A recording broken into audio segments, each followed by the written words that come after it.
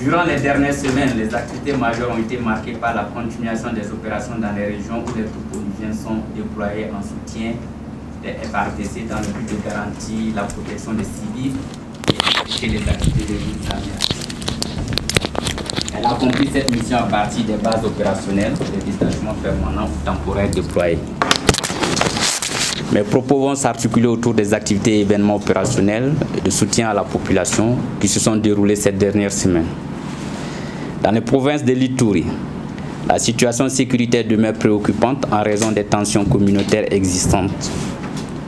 Les groupes armés poursuivent leurs attaques contre les forces de défense et de sécurité et surtout contre les populations civiles dans les territoires de Djougou, Irumu et Mahagi. Les attaques ont ciblé ces dernières semaines les axes routiers, les bases des forces de défense et de sécurité. Le principal incident a été l'incursion le 4 septembre d'assaillants basés à Djougou dans la ville de Bunia. Pour faire face à cette recrudescence de violence contre les civils et les forces de sécurité, la force a intensifié ses patrouilles de jour comme de nuit pour protéger les populations et sécuriser les axes principaux, particulièrement la N27 entre Bunia et Mahagi. Elle a renforcé sa coopération avec les FARDC, notamment en augmentant les patrouilles conjointes et en participant activement dans les différentes opérations telles l'opération Pigeon Blanc. Les actions sont également menées pour offrir et renforcer la protection des camps de déplacés internes par des patrouilles et la conduite d'exercices communs. Toutefois, ces actions ne seront jamais suffisantes en termes de résultats sans le soutien et la coopération de la population civile, à qui nous demandons de nous alerter pour pouvoir réagir à temps.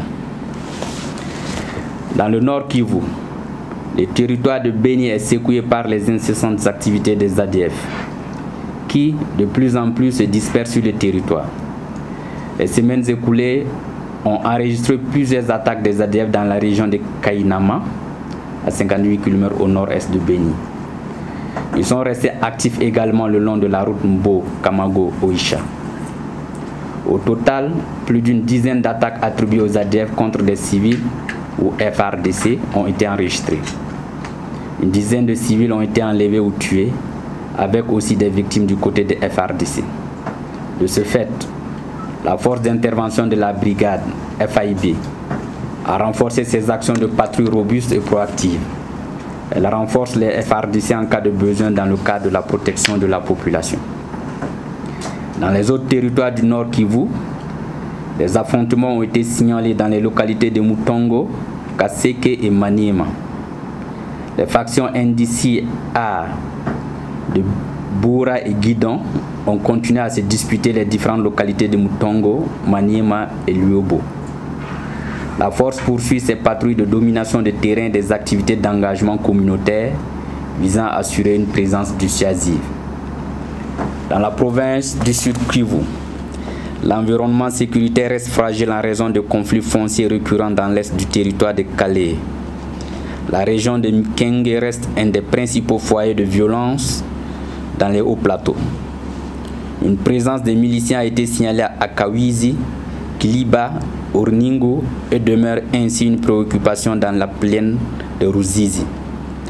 Des affrontements ont été enregistrés entre les FARDC et les FLN et alliés Maïmaï dans les régions d'Ouvira et de Sangé.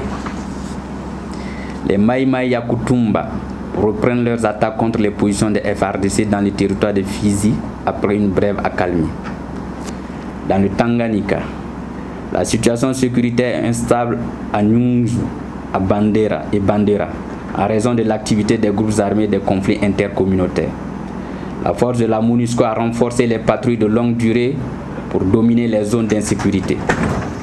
Elle multiplie les actions visant à soutenir les FARDC afin de les encourager dans leurs actions proactives. Elle coordonne les actions avec ces derniers pour améliorer la protection des civils. Elle poursuit également ses actions de communication afin de motiver les communautés à donner des informations préventives. Ces dernières semaines, les Casques Bleus ont augmenté les actions conjointes avec les FARDC, notamment dans le territoire de Fizi, afin d'empêcher ou de stopper les activités des Maïmaï. Enfin, elle continue d'encourager et de faciliter les dialogues intercommunautaires afin de prévenir les tensions et violences interethniques.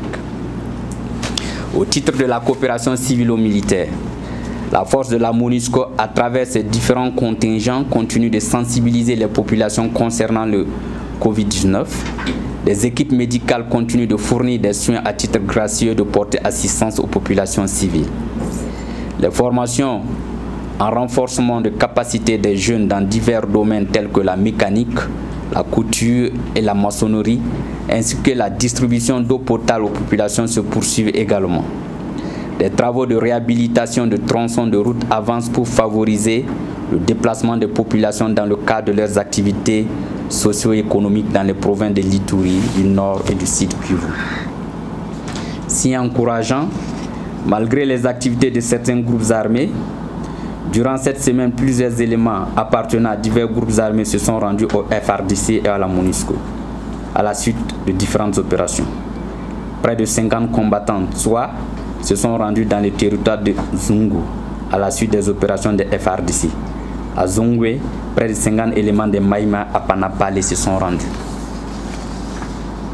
Pour terminer, il est important de relever que la protection des civils reste la plus grande préoccupation de la force et elle ne ménagera aucun effort pour atteindre cet objectif.